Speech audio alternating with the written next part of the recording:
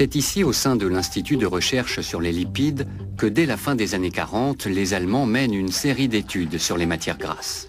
Les chercheurs de Münster ont ainsi posé les premiers jalons, contribuant largement à l'état de nos connaissances actuelles sur le sujet.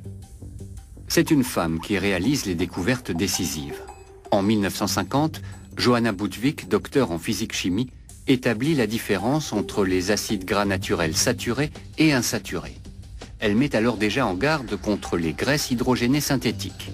Mais ces thèses ne cadrent pas avec les 30 glorieuses et leurs produits phares, la margarine, qui regorge de gras trans. Le neveu de Johanna Budwig est médecin à Oldenbourg. À ses yeux, les critiques actuelles concernant les gras trans sont une reconnaissance bien trop tardive des découvertes de sa tante.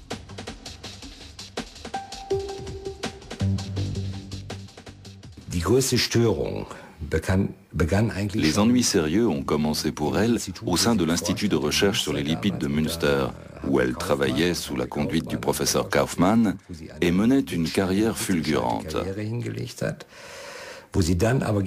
Elle s'est vivement opposée à l'hydrogénation des graisses, ce qu'on appelle aujourd'hui les gras trans. Elle a vigoureusement protesté et a été sanctionnée en retour. On l'a plus ou moins mise à la porte et elle a été obligée de poursuivre ses recherches de son côté. Elle a non seulement été sanctionnée, mais elle a aussi fait l'objet de nombreuses poursuites en raison de ses déclarations. Elle a essayé d'alerter diverses instances du gouvernement, mais ses travaux sur la nocivité des gras trans n'ont rencontré qu'un accueil mitigé.